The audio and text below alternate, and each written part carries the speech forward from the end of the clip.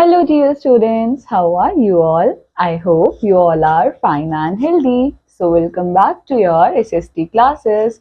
In today's class, we are going to start with a new chapter that is Kingdoms, Kings and an Early Republic.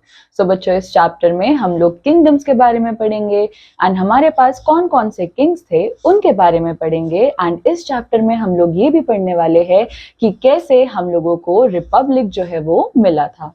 Now, let's start with the kingship first. In Indian history, the Jain and Buddhist texts of 600 BC throw light on the life of the people of that period. So बच्चों, हमारी Indian history में जो हमारे पास जैन और Buddhist के text है वो बच्चों हमें क्या बताते हैं, वो हमें 600 BC के लोगों की लाइफ के बारे में बहुत सारी इंफॉर्मेशन जो है प्रोवाइड करवाते हैं. The Purans also gave some information about that period. So Jain और बुद्धिस्ट टेक्स्ट के अलावा हमारे पास और क्या है, हमारे पास है पुरान्स एंड ये पुरान्स भी क्या करते हैं, हमको 600 BC के लोगों के बारे में बहुत सारी इंफॉर्मेशन प्रोवाइड करवाते हैं.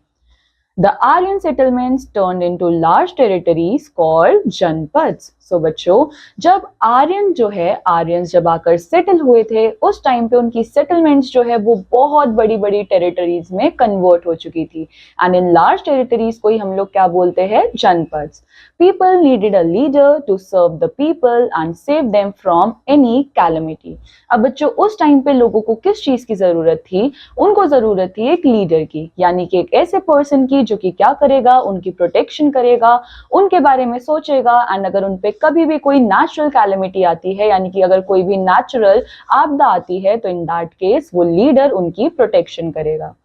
Every member of a clan accepted superiority of the leader. And बच्चों इस चीज के लिए हर पर्सन जो है वो रेडी था कि लीडर हम सबसे क्या होगा, सुपीरियर होगा एंड इस चीज से किसी को भी कोई प्रॉब्लम नहीं होनी चाहिए, यानी कि लीडर जो भी बोल देगा वो हर पर्सन को मानना पड़ेगा. Later, many clans formed a union and came to be known as Jana. अब बच्चों इस तरह से हमारे पास बहुत सारी यूनियंस जो है वो आई एंड इन यूनियंस को क्या बोला गया, जना. They settled permanently at a place and started cultivating crops. अब ये जो जनास थे इन्होंने क्या करा, ये एक ही जगह पे सेटल हुए एंड इसके बाद इन्होंने बहुत सारी क्रॉप्स जो है वो कल्टीवेट करना स्टार्ट करी, यानी कि ग्रो करना स्टार्ट करी. Gradually, the leader of the clan came to be known as Raja. And बच्चों अब जो एक क्लैन का लीडर होता था उसको क्या बोला जाने लगा, राजा. The Raja performed various kinds of sacrifices to acquire more power. अब बच्चों राजा क्या करता था, राजा बहुत तरह के sacrifices करता था, यानी कि बलिदान करता था और इन बलिदान की वजह से वो और भी ज्यादा क्या हो जाता था, पावरफुल हो जाता था, क्योंकि लोग उस पर काफी ज्यादा भरोसा करने लग जाते थे. To acquire more power to wealth and territories. Then बच्चों हमारे पास है अश्वमेधा और horse sacrifice was one such ritual. अब बच्चों इस टाइम पे अश्वमेधा जिसको बोला जा रहा है horse sacrifice, वो एक तरीके का sacrifice है जो इनके टाइम पीरियड पे चलता था. In this ritual, a horse was left to loose to wander freely. The horse wandered into the kingdom of other rajas and if they stopped it, they had to fight. अब बच्चों horse sacrifice में होता क्या था कि horses को ये allow किया जाता था कि वो बहुत फ्रीली इधर उधर जो है वो घूम सकते हैं एंड हॉर्स अगर इस तरह से किसी दूसरे राजा के किंगडम में चला जाता था और अगर उस हॉर्स को रोक दिया जाता था तो क्या होता था, अब वहां पर होती थी लड़ाई. If they allowed horse to pass, it means they accepted that the Raja who wanted to perform the sacrifice was stronger than them. And बच्चों अगर उस horse को जाने दिया जाता था तो ये क्या साइन होता था कि सामने वाले किंगडम ने ये मान लिया है कि जिस राजा का ये horse है वो राजा उनसे ज्यादा पावरफुल है. The rajas who performed such sacrifices were now recognized as being rajas or janpads rather than janas. So बच्चों अब ऐसे राजा जो कि ये sacrifices करते थे उनको क्या बोला जाता है, उनको बोला जाता है rajas of janpads instead of rather jana. यानी कि janas बोलने की जगह उनको खाली क्या बोला जाता है, rajas of janpads. Then बच्चों monarchical and republic were two kind of rule in practice in ancient Bharat. So उस टाइम पे जो दो रूल्स भारत के अंदर चलते जा रहे थे वो कौन थे, वो थे monarchical and republic. Monarchical system was one in which there was a ruler, monarch, who was the king or queen, no matter what his actual title was. अब बच्चों मोनार्कल सिस्टम में क्या होता था कि हमारे पास एक रूलर होता था, उस रूलर को क्या बोला जाता था? मोनार्क। अब ये रूलर जो है वो एक्चुअल में होता क्या था, कौन था, या फिर ये मोनार्क होता कौन था? जो एक किंग या फिर क्वीन हो सकता है। अब वो किंग और क्वीन जो है वो चाहे किसी भी बैकग्राउंड से आ रहा हो, चाहे उसका कोई भी टाइटल हो, बट अगर वो किंग और क्वीन है तो वो ही मोनार्क बनेगा और वो ही वहां का रूलर होगा। In the early period, the post of king was not hereditary. Gradually it became hereditary. अब बच्चों आज के टाइम में तो हमको ये देखने को मिलता है ना कि जो एक राजा की पोस्ट है वो हेरिडिटरी है, यानी कि एक राजा का बेटा जो है वो ही राजा बनेगा, देन उस बेटे का जो बेटा होगा वो ही राजा बनेगा। बट पहले के टाइम पे ऐसा नहीं होता था। पहले के टाइम पे जो ये पोजीशन है उसके लिए फाइट करना पड़ता था, ये हेरिडिटी नहीं होता था। A republic, on the other hand, did not have an absolute ruler such as king. It was governed by a group of people.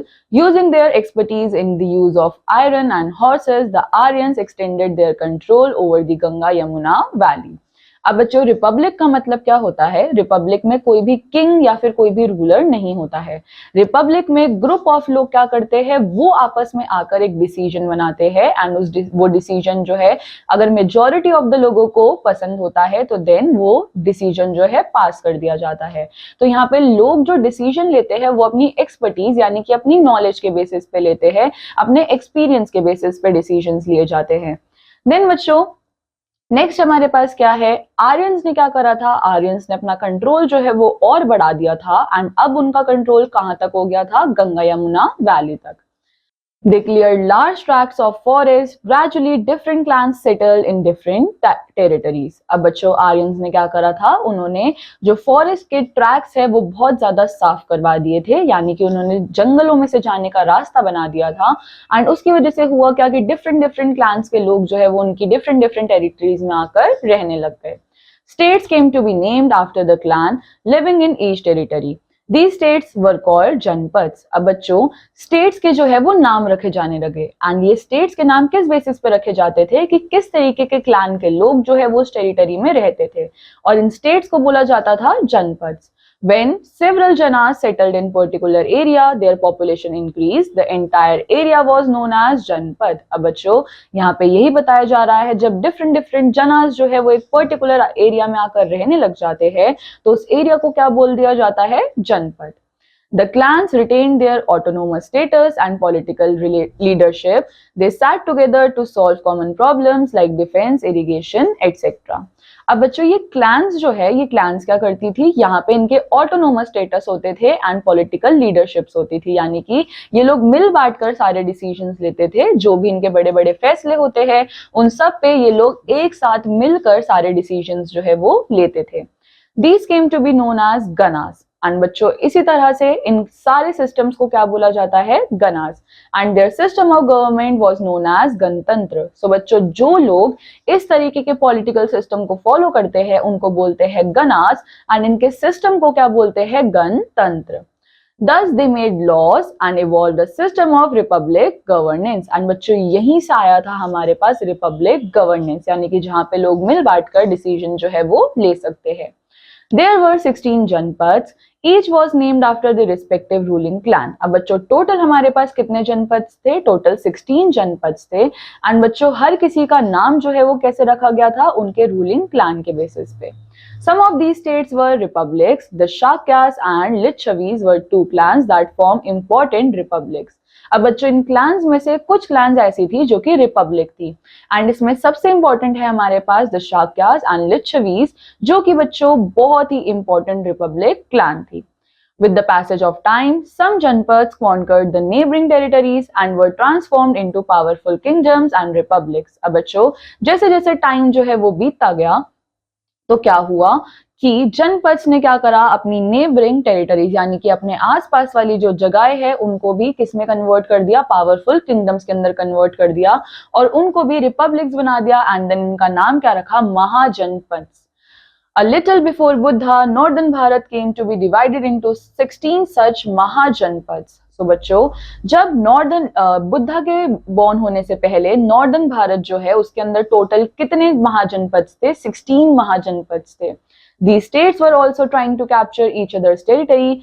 Four powerful states emerged out this rivalry. अब बच्चों इस तरह से सारे लोग क्या करने लग गए, अपने आसपास की टेरिटरीज के लिए लड़ने लग गए एंड इनमें से निकल कर आती है हमारे पास फोर पावरफुल स्टेट्स जो कि इस दुश्मनी में बाहर उभर कर आई एंड वो कौन थी? Vatsa, Avanti, Kosala and Magadha. Later on, Magad became the most powerful kingdom and बाद में जाकर इन चारों में से भी सबसे important, सबसे powerful kingdom कौन था? Magadh. In the beginning, Magad embraced the old districts of Patna, Gaya and parts of Shahabad. And बच्चों अब हुआ क्या कि beginning में यानी कि starting में मगध के पास क्या थी? old districts थी, पटना, गया और parts of शाहबाद की. Later it became mightily empire and बाद में जाकर क्या हुआ? मगध का एक पूरा empire बन गया. Now बच्चों let's learn more. Oligarchy refers to a form of government where power is practiced. Oligarchy refers to a form of government where power is exercised by a group of men. So बच्चों हमारे पास एक oligarchy है and ये oligarchy जो है वो क्या है? वो एक तरीके की गवर्नमेंट है और इस गवर्नमेंट में क्या होता है कि जितनी भी पावर्स है वो किसके पास होती है? वो खाली ग्रुप ऑफ मेंस के पास होती है. Then बच्चों next we have rise of Magad Empire. Under of Bimbisara, Magad became a force of reckon with. His capital was Rajgriha, modern Rajgir. So बच्चों अब हुआ क्या कि बिम्बिसारा के अंडर क्या हुआ? मगध जो है वो एक बहुत अच्छा एम्पायर बन चुका था. उसका कैपिटल क्या था? राजगृह एंड आज के मॉडर्न टाइम में उनको क्या बोला जाता है? Rajgir. He became the king of Magad in about 545 BC. अब बच्चों जो बिम्बिसारा है वो मगध के किंग कब बने थे? वो बने थे 545 BC में. He strengthened his position by marriage alliances. अब बच्चों ये अपनी पोजीशन को जो है वो कैसे इतना ज्यादा स्ट्रॉन्ग करते थे? ये स्ट्रॉन्ग करते थे बाय मैरिज अलायंसेस. एंड अब इस मैरिज अलायंसेस के अंदर कैसे ये स्ट्रॉन्ग हो रहे थे हम लोग ये समझते हैं. He had 3 wives from the neighboring ruling families. One was the princess of Kosala. She brought with her as a dowry of territory of Kashi, which yielded large revenue. अब देखो बच्चों ये मैरिज अलायंस अपने आप को कैसे strong कर रहे थे.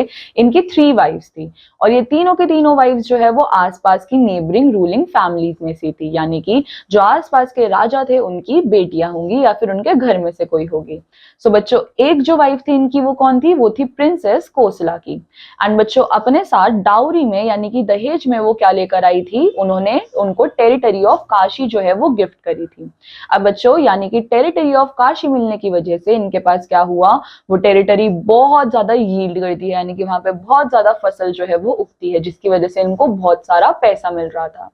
His second wife, Chilana, was a Lichavi princess and his third wife was the daughter of the chief of Madra clan of Punjab. अब बच्चों सी इन्होंने जितनी भी शादियां करी वो कोई ना कोई प्रिंसेस थी, यानी कि कहीं ना कहीं पे उनके फादर्स या ग्रैंडफादर्स जो है वो रूल कर रहे थे.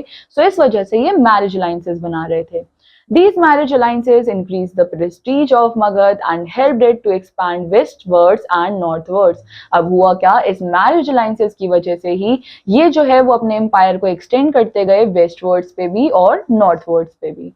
Many other factors contributed to the rise of Magad.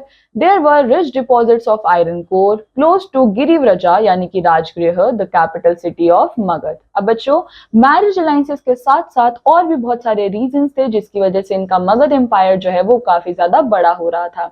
इनके पास क्या थे? इनके जो इनका कैपिटल है राजगृह, वहां पे इनके पास थे रिच डिपॉजिट्स ऑफ आयरन, यानी कि वहां पे बहुत सारा आयरन जो है वो डिपॉजिटेड था.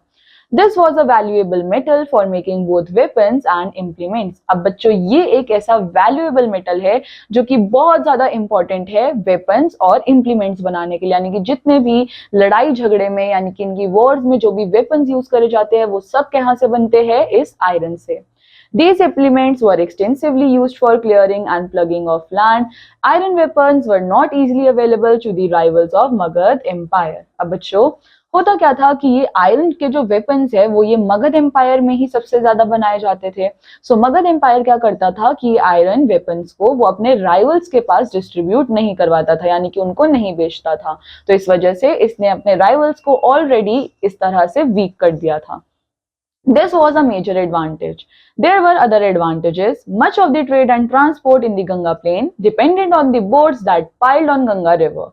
Magadhan control over the river added to the power and wealth of the kingdom. अब बच्चों इसके अलावा और भी बहुत सारे एडवांटेजेस थे एंड वो एडवांटेजेस क्या थे कि बहुत सारा ट्रेड और ट्रांसपोर्ट यानी कि बहुत सारा व्यापार जो है वो कहाँ पर होता था, वो गंगा प्लेन पे होता था। एंड गंगा प्लेन पे जाने के लिए ये लोग किस चीज पे डिपेंडेंट थे, बोट्स के ऊपर। और मगधन एम्पायर का बहुत अच्छा कंट्रोल था रिवर के ऊपर, जिसकी वजह से अगर ये नहीं चाहते होंगे कि कोई ट्रेड इनकी रिवर पे हो तो वो नहीं हो सकता था। एंड बोट्स जो है वो इन्हीं के पास होती थी, जिस वजह से ये और पावरफुल हो रहे थे। Both capitals of Magad, Rajgriha and Patlipur were situated at strategic points. For example, Rajgriha was surrounded by a group of 5 hills. It was not easy for an enemy to overpower it. अब बच्चों Magadh empire के जो 2 Capitals थे राजगृह और पतलीपुर, वो बहुत अच्छे points पे थे। जैसे कि राजगृह जो है वो सराउंडेड था 5 हिल्स से, यानी कि उसके आसपास 5 हिल्स थी, जिसकी वजह से कोई भी एनिमी जो है वो इतनी आसानी से उन हिल्स को पार कर उनके कैपिटल में नहीं आ सकता। The kingdom of Anga, which was to the southeast of Magad, was conquered by Bimbisara. अब बच्चों जो किंगडम अंगा था उसका, जो कि बच्चों साउथ ईस्ट ऑफ मगध में पड़ता था, वो भी किसने जीत लिया था, वो भी बिम्बिसारा जीत चुका था। With this, Magad gate controlled over the important river port of Champa. And जैसे ही उन्होंने अंगा को कंक्योर किया तो उसके बाद उनके पास और कंट्रोल आ गया किस चीज का, एक बहुत ही बड़े रिवर पोर्ट का, जिसका नाम क्या है, चंपा। Ships could bring precious stones and spices from South Bharat to Magad. Trade from South Bharat was carried on through the Bay of Bengal. अब बच्चों जैसे ही उन्होंने इस पोर्ट को हासिल किया, चंपा को हासिल किया, तो इसके पीछे का रीजन क्या था कि बहुत सारा ट्रेड जो है वो साउथ इंडिया से यहाँ पर लाया जाता था मगध में, एंड बच्चों इसको कैरी करके लाया जाता था through the Bay of Bengal. The ships entered the port of Tamralipti at the mouth of the Ganga near the spot where Kolkata is now located. Sailing across the Ganga, these ships unloaded their cargo at Champa. This made Magad very rich. The province of Magad was also benefited from the rise of towns and the use of coins. This encouraged trade and commerce in the kingdom. अब बच्चों होता क्या था, जैसे ही boat cell करती थी गंगा के cross, तो जितनी भी शिप्स है वो सारी की सारी शिप्स अनलोड कहाँ पे होती थी, यानी कि उनका सामान खाली कहाँ पे होता था, वो होता था चंपा पे। और चंपा पे कौन कंट्रोल कर चुका था, बिम्बिसारा। तो इसका मतलब अब मगध जो है वो इससे काफी ज्यादा अमीर हो रहा था, क्योंकि जब सारा सामान वहां पे खाली हो रहा है तो इसका मतलब बहुत सारा पैसा जो है वो भी मगध में ही आ रहा है। एंड बच्चों इसकी वजह से मगध के जो टाउन्स है वो बहुत अच्छे हो गए थे, वहां के अंदर वहां पे क्या होने लग गया था, कॉइन्स का यूज होने लग गया था। एंड इस तरह से मगध के किंगडम में ट्रेड और कॉमर्स जो है वो बहुत ज्यादा एनकरेज किया जा रहा था।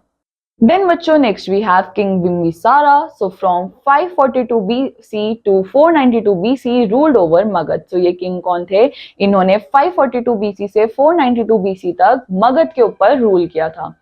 The ruled his kingdom wisely with the help of council of advisors, always keeping the good of his subjects in his mind. He was always keen to know what his people wanted. अब बच्चों ये जो बिम्बिसारा थे ये एक बहुत अच्छे ruler थे, इन्होंने हमेशा अपने लोगों के यानी कि अपने किंगडम के लोगों के बारे में सोचा है, एंड ये बहुत सारे डिसीजंस अपने एडवाइजर से एडवाइस लेने के बाद ही करते थे। एंड ये हमेशा ये जानना चाहते थे कि इनके किंगडम के लोग जो है वो क्या चाहते हैं।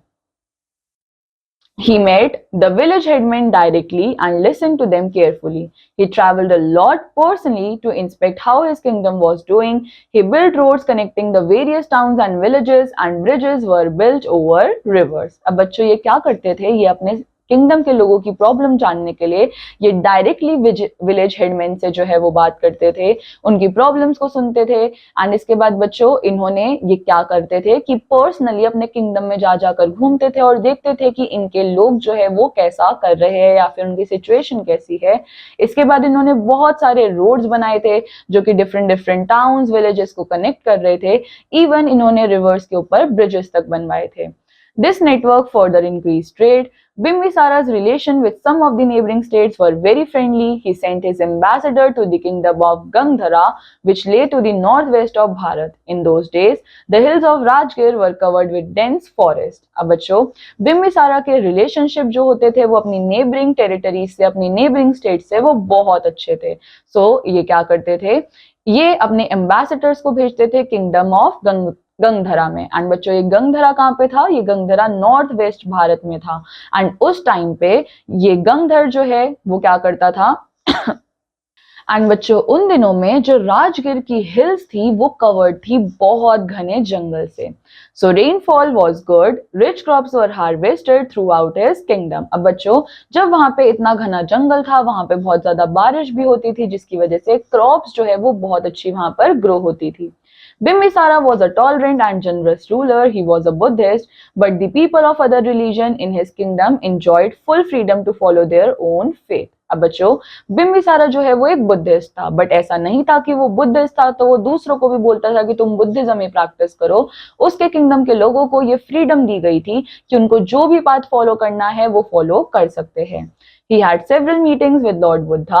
He respected Lord Buddha very much. Lord Buddha also showered his blessings on him. अब बच्चों बिम्बिसारा जो है वो बहुत मिलता था लॉर्ड बुद्धा से, एंड इवन वो लॉर्ड बुद्धा की बहुत ज्यादा रिस्पेक्ट भी करता था और लॉर्ड बुद्धा भी उनको बहुत सारा ब्लेसिंग्स और आशीर्वाद जो है वो देते थे. Then we have Ajatashatru. So Ajatashatru, son of Bimbisara, ruled over Magad from 493 BC to 462 BC. He waged wars against many neighboring kingdoms and annexed them. So बच्चों हमारे पास अब कौन आए हैं, अब हमारे पास अजातशत्रु आए हैं जो कि बेटे हैं बिम्बिसारा के. एंड बच्चों इन्होंने मगध में कब से कब तक रूल किया है, 493 बीसी से 462 बीसी तक. सो बच्चों इन्होंने बहुत सारी वॉर्स जो है वो भी करी थी अपनी नेबरिंग किंगडम से, एंड उसकी वजह से इन्होंने उन सारे किंगडम्स को जीत भी लिया. First he invaded the territories of king of कोसाला, who was his maternal uncle, and annexed the kingdom of Kashi. अब बच्चों सबसे पहला इन्होंने लड़ाई किसके साथ करी, इन्होंने करी किंग ऑफ कोसाला से. अब वहां के जो किंग थे वो इनके मेटरनल अंकल थे, यानी कि जो इनकी मम्मी है वो उनके साइड के रिश्तेदार थे. देन इसके बाद इन्होंने किंगडम जो है काशी का उसको भी जीता. Later he focused on Vajji who were republicans. They fought long and bravely but were finally defeated. And इसके बाद उन्होंने किस पे फोकस किया था, वाची पे. अब वहां के जो लोग थे वो रिपब्लिकन्स थे, उन्होंने बहुत ब्रेवली फाइट बैक किया. बट बच्चों इतना बड़ा मगध का एम्पायर है, इतनी बड़ी आर्मी है, तो वो बेचारे क्या ही करते, तो इसलिए उनकी हार हो गई थी. After the kingdom of Vajji was annexed, Magad became the most powerful kingdom of northern Bharat. After the death of Ajatashatru, two important dynasties, the Shishungans and Nandas, ruled over Magad. अब बच्चों इस तरह से मगध बहुत ज्यादा पावरफुल होता चला गया था नॉर्थ भारत के अंदर. बट जैसे ही अजातशत्रु की डेथ हुई तो उसके बाद जो दो डायनेस्टीज थी, शिशुनाग्स एंड नंदास, उन्होंने रूल करना स्टार्ट किया मगध के ऊपर. Finally Nandas were succeeded by Mauryan dynasty. And Nandas को अब बाद में किसने हरा दिया था, मौर्यन डायनेस्टी ने. Then we have the status of the king. The Aryan king had become politically very powerful by 600 BC. The king was protector of society and dharma. अब बच्चों हुआ क्या था कि आर्यन किंग जो है वो उस टाइम पे काफी ज्यादा पावरफुल हो चुके थे 600 BC के टाइम पे. एंड उस टाइम पे किंग जो है वो क्या करता था, वो प्रोटेक्ट करता था अपनी सोसाइटी को और उनके धर्म को. He now came to symbolize the state. He needed an army for the protection of society. अब आर्यंस को क्या चाहिए था, उनको अपनी सोसाइटी के प्रोटेक्शन के लिए एक आर्मी चाहिए थी. He also needed officers to help him maintain law and order. In order to perform these duties, the king was given the right to collect taxes. अब बच्चों इस आर्मी के साथ साथ उनको और कौन चाहिए थे, कुछ ऑफिसर्स चाहिए थे जो कि उनको लॉ और ऑर्डर बनाने में हेल्प करने वाले थे. एंड इन ड्यूटीज को परफॉर्म करने के लिए किंग के पास क्या था, एक राइट था कि वो लोगों से टैक्स जो है वो ले सकते हैं, यानी लोगों से पैसा जो है वो ले सकते हैं. Taxes were necessary to meet the cost of the army and of the officers of the king. अब ये टैक्स जो है वो लिए क्यों जा रहे थे, ताकि आर्मी को पैसा दिया जा सके और जो ऑफिसर्स है उनको पैसा दिया जा सके. three things, the army, the officers and taxes, made the king very powerful.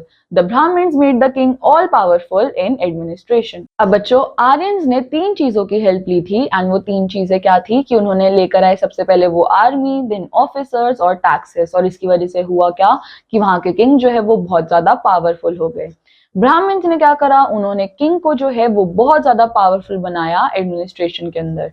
They said that the king was not like an ordinary man and asked the people to regard him as a god like power on the earth. अब बच्चों, Brahmins ने बोला कि देखो, king कोई मामूली आदमी नहीं होते हैं, किंग को हमें एकदम भगवान की तरह ही समझना चाहिए और उनके जो भी लॉज एंड ऑर्डर्स है उन सबको पूरा करना चाहिए। They also performed certain ceremonies to glorify the king's position and इसके लिए उन्होंने बहुत सारी ceremonies यानी कि कुछ rituals जो है वो करे ताकि वो king की position को बहुत ज्यादा glorify कर सके, बहुत ज्यादा अच्छे से दिखा सके। The king led a life of grandeur in magnificent palace. There were many servants to attend on him, while his purohits and amatyas were also his ministers. Several other officers helped him in his work. He received a share of produce from the cultivators. A part of state income was spent on welfare works like building roads, wells and canals. अब बच्चों, होता क्या था कि यहाँ पे जो king है उनको काफी ज्यादा शेयर भी मिलता था कल्टीवेटर्स का, यानी कि जो लोग क्रॉप्स उगाते थे उनका शेयर थोड़ा बहुत किंग के पास भी आता था, जिसकी वजह से जो स्टेट की इनकम थी वो अच्छे अच्छे कामों पे स्पेंड करी जाती थी, जैसे कि बिल्ड। सो बच्चों, नाउ किंग जो है उनको क्या मिलता था, उनको शेयर मिलता था कल्टीवेटर्स का, यानी कि जो लोग अपनी क्रॉप्स उगाते हैं उनका कुछ परसेंट शेयर जो है वो किंग को मिलता था। इस तरह से जो स्टेट की इनकम है वो काफी ज्यादा अच्छी हो रही थी एंड ये इनकम कहां पे खर्च करी जा रही थी, वहां पे बिल्डिंग्स बनाने के लिए, रोड्स बनाने के लिए, वेल्स एंड कैनाल्स बनाने के लिए। So बच्चों, the leader's position was very different in the republics. He was elected from amongst the people. Brahmins had nothing to do with such elections, so they had no influence on the head of a republic. अब बच्चों, जब हम लोग बात करते हैं republics की तो वहां पे लीडर की पोजीशन जो है वो बहुत डिफरेंट होती थी। जैसे यहाँ पे लीडर को भगवान माना जा रहा है, लीडर ने जो कह दिया खाली वही होगा। रिपब्लिक्स में ऐसा नहीं होता था। रिपब्लिक्स में लीडर को इलेक्ट करा जाता था उन्हीं लोगों के बीच में से, और ब्राह्मण्स जो है वो इनका इसमें कोई भी लेना देना नहीं होता था, क्योंकि ब्राह्मण्स जो है वो इन्फ्लुएंस नहीं कर पाते थे हेड ऑफ रिपब्लिक को। Then बच्चों, we have taxation system. So the people were ruled by the king with the help of paid officers. But to make these payments, he need taxes. अब बच्चों, taxation system उस time पे कैसा था कि वहां पे people जो है उनको कौन रूल करता था? People were ruled by the king and वहां पे किंग डायरेक्टली रूल नहीं करते थे। वो किसकी मदद लेते थे? वो हेल्प लेते थे पेड ऑफिसर्स की। एंड बच्चों, ये पेमेंट्स करवाने के लिए उनको क्या चाहिए होता था? उनको टैक्सेस चाहिए होते थे। Thus, all the producers of goods paid a tax to the king. And बच्चों, इस तरह से जो भी लोग कुछ कुछ प्रोड्यूस करते थे उनको टैक्स देना पड़ता था किंग को। In the beginning, they paid taxes in the form of goods they produce. Peasants paid bhag of their produce. Metal workers made implements. Carpenters made carriers, and weavers wove a certain amount of cloth free for the king. The king distributed all these things as salary to his officers. अब बच्चों, starting में तो क्या होता था, ये जितने भी प्रोड्यूसर्स है, ये जो भी प्रोड्यूस करते थे उसका कुछ कुछ पार्ट जो है वो किंग को दे देते थे, एंड किंग इन्हीं सारी चीजों को एज अ सैलरी अपने ऑफिसर्स को दे देते थे। Then we have collection of taxes. So बच्चों, there was group of tax collectors in the kingdom. So kingdom के अंदर एक ऐसा ग्रुप था जिनका खाली काम ही क्या था कि वो taxes collect करेंगे. Who visited every village, measured the land of each peasant and noted the amount of grain produced. And बच्चों, ये ऑफिसर्स करते क्या थे? ये हर विलेज में जाते थे, वहां की जमीन जो है वो अच्छे से नापते थे एंड वहां पे कितनी फसल ग्रो होगी उसके अकॉर्डिंग वो टैक्स लेते थे। The peasants had to pay 1/6 of his calculated produce to tax collectors at the harvest. So अब जो ये peasants होते थे उनको क्या करना पड़ता था? जब इनकी हार्वेस्ट हो जाए, यानी कि जब इनकी फसल जो है वो कट जाए, उसके बाद इनको अपनी टोटल ग्रोन फसल का 1/6 पार्ट जो है वो एज अ टैक्स देना होता था किंग को। The method of tax collection was on parallel lines in the cities. The tax collectors kept records of various artisans and collected the tax in the form of money or goods, that is in cash or kind. अब बच्चों, ये taxes जो है वो या तो पैसे के थ्रू लिए जाते थे या फिर किसी सामान के बदले लिए जाते थे। Now, बच्चों, next we have life of the people. So first we have the village. Villages were the main habitations for most of the people, but with growth of population, the number of villages increased. अब बच्चों, village उस time पे क्या थे? Main habitations थे, यानी कि वो main जगह थी जहाँ पर लोग रहते थे. But जैसे जैसे population बढ़ती गई, तो villages के जो number है वो भी increase होते गए. Villages were connected with one another by roads and waterways. So बच्चों, जो डिफरेंट डिफरेंट विलेजेस है वो एक दूसरे से कैसे कनेक्टेड थे? बाय रोड्स, यानी कि बाय रास्ता, या फिर वाटरवेज, यानी कि पानी के जरिए. Each village had a headman. He worked for the king and for the people in his village. अब बच्चों, हर विलेज में कौन होता था? एक हेडमैन होता था. और ये हेडमैन जो है वो किसके लिए काम करता था? वो किंग और अपने विलेज के लोगों के लिए काम करता था. He was a link between the king and villagers. Some villages and lands belong to the king. अब बच्चों, ये जो हेडमैन था वो ही एक लिंक था किंग और लोगों के बीच में. कुछ विलेजेस जो होती थी, यानी कि विलेजेस के अंदर जो कुछ जमीनें होती थी, वो किसकी होती थी? वो किंग की होती थी. He employed laborers to cultivate the lands. These laborers were paid wages for their work. अब बच्चों, अगर वहां पे कुछ जमीनें हैं किंग की, तो इसका मतलब वहां पे कुछ ना कुछ कल्टीवेट हो सकता है, कुछ ना कुछ चीजों को उगाया जा सकता है. तो उसके लिए किंग क्या करते थे? वो लेबर्स को अपॉइंट करते थे, यानी कि जो दिहाड़ी मजदूर होते हैं उनकी तरह वहां पर लेबर आते थे. एंड इस तरह से किंग जो है वो उनको डेली आने का उनकी जो दिहाड़ी होती थी वो दे देते थे. Then we have the town. This period witnessed the rise of many towns and cities. The literary sources point out the existence of such cities as Ujjaini in Malwa, Tamralipti in Ganga Delta, Ayodhya, Kaushambi, Champa, Vaishali and Rajgriha. So बच्चों, अब हुआ क्या था कि उस time पे बहुत सारे टाउन्स और सिटीज जो है वो बन रहे थे. एंड हमारे पास जो लिटरेरी सोर्सेज है, यानी कि जिससे हमको ये सारी चीजें पता लगी है, उसमें ये पता लगा है कि उस टाइम पे ये सारी की सारी सिटीज, जैसे कि कौशाम्बी, वैशाली, अयोध्या, चंपा, ये सारी जगहें जो है वो ऑलरेडी बन चुकी थी. The excavations of these towns reveal that common people's houses were made of bricks and wood. There were better than those built in villages. So बच्चों, अब जब excavations हो रही थी, यानी कि जब ये सारी चीजें हमारी हिस्टोरियंस ये सारी चीजों के बारे में पढ़ रहे थे, तो वहां से क्या पता लग रहा है कि इन टाउन्स में जो घर थे वो किसके बने होते थे? वो ब्रिक्स या फिर वुड के बने होते थे. एंड ये घर बहुत ज्यादा बेटर होते थे as compare to the ones जो कि विलेजेस में होते हैं. The king's palace was built of stone and wood and was elegantly decorated. और बच्चों, जो किंग का पैलेस होता था, यानी कि जहां पर किंग रहते थे, वो जगह कैसी बनाई जाती थी? वो स्टोन्स की होती थी, वो वुड्स की होती थी, एंड वो बहुत ही अच्छे से डेकोरेट करी जाती थी. Now, बच्चों, next we have trade. At the outset, people were not aware of money or coins. They exchanged goods for goods to meet their needs. Exchange of goods for goods was called barter. So बच्चों, अब उस time पे लोगों को पैसों के बारे में या फिर कॉइन्स के बारे में इतना कुछ पता ही नहीं होता था. वो क्या करते थे? वो खाली सामान के बदले सामान को एक्सचेंज कर लेते थे. एंड इस तरह से जब हम सामान के बदले सामान को एक्सचेंज करते हैं, तो उसको बोलते क्या है? उसको बोलते हैं barter. A new method of exchange was invented. It was a coin with a fixed value. अब बच्चों, बार्टर सिस्टम के बाद आया एक नए तरीके का एक्सचेंज मेथड, और वो क्या था? कॉइन्स का यूज करना, और कॉइन्स की वैल्यू तो फिक्स्ड ही होती है. It was the introduction of monetary system. So बच्चों, अब हमारे पास बार्टर सिस्टम की जगह कौन सा सिस्टम आ गया था? Monetary system. Coins were easy to carry. The introduction of coins facilitated and enhanced the scope of trade. अब बच्चों, coins को carry करना भी बहुत ज्यादा easy होता था, और coins की invention की वजह से जो trade है वो और भी ज्यादा बढ़ गया था.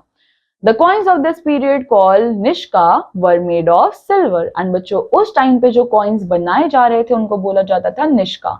और ये निष्का जो coins है, ये किसके बने होते थे? ये सिल्वर के बने होते थे. These crudely formed coins had a design punched on them. And बच्चों, यहाँ पे कुछ coins होते थे, और उस coins के ऊपर क्या होते थे? Designs punched होते थे. Since money is freely exchangeable against any type of goods or services, trade expanded greatly after coin came into use. अब बच्चों, इस कॉइन्स के इन्वेंशन की वजह से हुआ क्या कि ट्रेड जो है या फिर मनी जो है वो बहुत फ्रीली लोग एक्सचेंज करते थे एक दूसरे से किसी भी सामान को खरीदने के लिए, एंड इसकी वजह से ट्रेड जो है वो बहुत ज्यादा एक्सपैंड हो गया था. Goods produced in Ganga Valley could be sent to Taxila or even across the Vindhya mountains to South Bharat or to Western Asia. Then we have society. The artisans and merchants began to form organized group as their trade expanded. These groups were known as श्रेणीज और guilds. अब बच्चों हमारी society में जितने भी artisans थे और जितने भी मर्चेंट्स थे उन लोगों ने क्या करना स्टार्ट किया, उन्होंने ग्रुप्स बनाने स्टार्ट करे जिसकी वजह से इनका ट्रेड जो है वो और ज्यादा बढ़ने लग गया और इन ग्रुप्स को क्या बोला जाता था, श्रेणीज या फिर guilds. Since artisans lived and worked together, they grew very close to one another and married among themselves. अब बच्चों क्योंकि आर्टिसंस जो है वो साथ ही रहने लग गए थे, एक दूसरे के साथ मिलकर काम करने लग गए थे, तो हुआ क्या कि ये लोग एक दूसरे के बहुत ज्यादा क्लोज आ गए एंड देन इन्होंने आपस में ही एक दूसरे से शादी कर ली. Soon they began to be regarded as caste और जाति. एंड बच्चों अब हमारे पास क्या आने वाला था, कास्ट और जाति. The sons followed their father's profession. Caste thus became hereditary. So बच्चों अब हो क्या रहा था कि जो भी लड़का होता था वो अपने पापा का ही प्रोफेशन आगे लेकर जाता था एंड इस तरह से जो कास्ट है वो हेरिडिटरी हो गया, यानी कि अब जो कास्ट है वो उनके खून के साथ ही, उनके जो पूर्वज है उनके साथ ही आगे बढ़ती जा रही थी. Gradually, the number of castes began to increase. Separate laws, which were recorded by the Brahmins, were made for each caste. And इस तरह से बहुत सारी कास्ट जो है वो बनती जा रही थी, बट हर कास्ट के लिए एक सेपरेट लॉज थे जो कि कौन बना रहे थे, Brahmins. Some of these laws were very strict. इनमें से कुछ laws तो बहुत ही ज्यादा strict थे. People of one caste were not allowed to eat with persons of another caste. Intercaste marriage was unacceptable. So बच्चों इनमें से कुछ laws क्या थे जो बहुत ज्यादा strict थे कि एक कास्ट का पर्सन जो है वो दूसरे कास्ट के पर्सन के साथ खाना नहीं खा सकता. इवन इंटरकास्ट मैरिजेस जो है वो भी अलाउड नहीं थी, यानी कि दो डिफरेंट कास्ट के लोग आपस में शादी नहीं कर सकते. Then we have economic life. Agriculture was the main source of income. So बच्चों उस टाइम पे एग्रीकल्चर क्या था, वो ही एक सबसे बड़ा जरिया था जहां से लोग पैसा कमाते थे. In agriculture two new methods were introduced which led to increase in production. So बच्चों एग्रीकल्चर जब सबसे एक इम्पॉर्टेंट जरिया था जहां से लोग पैसा कमाते थे, तो एग्रीकल्चर के अंदर क्या इंट्रोड्यूस किया गया, दो नए मेथड्स जो है वो इंट्रोड्यूस करवाए गए जिससे प्रोडक्शन जो है वो और बढ़ने वाली थी. Firstly, iron plowshares began to be used widely, and secondly, people began transplantation of paddy, rice, wheat, barley, jawar, cotton were the main crops. अब बच्चों हुआ क्या कि एग्रीकल्चर के लिए लोगों ने क्या करना स्टार्ट किया, आयरन प्लगशेयर्स लेने स्टार्ट करे, यानी कि जिससे वो जमीन को खोदेंगे वो आयरन का बना हुआ था. इसके बाद इन्होंने क्या करना स्टार्ट किया कि बहुत सारी क्रॉप्स जो है वो ग्रो करने के बारे में सोचा, जैसे कि paddy, rice, wheat, cotton, barley and ये सारी चीजें. Farmers paid taxes to the kings both in cash as well as kind. So अब farmers क्या करते थे, वो king को टैक्स देते थे या तो पैसे के फॉर्म में या फिर पैसा और कुछ तरीके का सामान साथ में. The caste system became rigid with time. It became difficult for an individual to defy it. Apart from these four groups, there were also a fifth group. It consisted of people who were looked down upon by upper caste just because they were performing lowly but essential jobs. अब बच्चों धीरे धीरे ये करके ये caste system बहुत ज्यादा rigid हो गया, लोग जो है वो इसमें फंसते चले गए. अब बच्चों हमारे पास 4 ग्रुप्स थे, बट इन 4 ग्रुप्स के अलावा भी हमारे पास एक फिफ्थ ग्रुप था और इस फिफ्थ ग्रुप को जो है वो काफी गंदी नजरों से, काफी नीचे वाली नजरों से देखा जाता था, क्योंकि इस ग्रुप के लोग जो है वो लोअर काम करते थे, बट वो लोअर काम जो है वो हमने डिसाइड करे थे, बट वो काम काफी ज्यादा जरूरी भी थे. These people were called untouchables और इनको क्या बोला जाता था, untouchables. untouchables का मतलब क्या होता है, अछूत. बास्केट मेकर्स वर रिगार्डेड एज अनटचेबल्स. सो बच्चों जो लोग बास्केट बनाते थे इवन उनको भी अनटचेबल्स बोला जाता था. सो बच्चों ये उस टाइम के लोगों की बनाई हुई प्रथाएं जो है वो थी. उस टाइम पे लोग ये मानते थे कि कोई ऐसा पर्सन जो सीवेज साफ कर रहा है, जो झाड़ू लगा रहा है, जो पोछा लगा रहा है, वो लोअर कास्ट में है. बट सोचो अगर हमारे आसपास ये सारे लोग काम ना करे तो उसकी वजह से होगा क्या, हमारे आसपास गंदगी हो जाएगी. तो वो लोअर कास्ट नहीं थे बल्कि वो हमारी सोसाइटी का सबसे एसेंशियल काम कर रहे थे. ना बच्चों on the basis of the chapter यहाँ पे हमारे पास कुछ पॉइंट्स है, so let's recall them. Iron settlements turn into large territories जिनको क्या बोला जा रहा था, जनपद. लार्ज किंगडम्स इनको बोला जाता था janapadas, while the largest among them उनको बोला जाता था महाजनपद्स. सो टोटल हमारे पास 16 महाजनपद्स थे और जो रिपब्लिक महाजनपद होता था जैसे कि वाजी, उसको कौन रूल करते थे, ग्रुप ऑफ पीपल, एंड ये अपने अंदर से ही एक रूलर को इलेक्ट करते थे. मोनार्कियल महाजनपद लाई मगधन, ये रूल होता था बाय किंग्स. टैक्सेस जो है वो कलेक्ट करे जाते थे डिफरेंट डिफरेंट सोर्सेस से, एंड इनको यूज करा जाता था एडमिनिस्ट्रेटिव या फिर वेलफेयर एक्टिविटीज के लिए। देन बच्चों कॉइन्स के यूज से ट्रेड जो है वो और भी ज्यादा बढ़ गया था। Now on the basis of the chapter आपके पास यहाँ पे ये एक्सरसाइज है जो कि आप सबको कंप्लीट करनी है। सो बच्चों this completes our chapter. I hope आप सब लोगों को ये चैप्टर अच्छा लगा होगा एंड समझ आया होगा। So I will meet you in the next chapter. Till then take care, bye bye.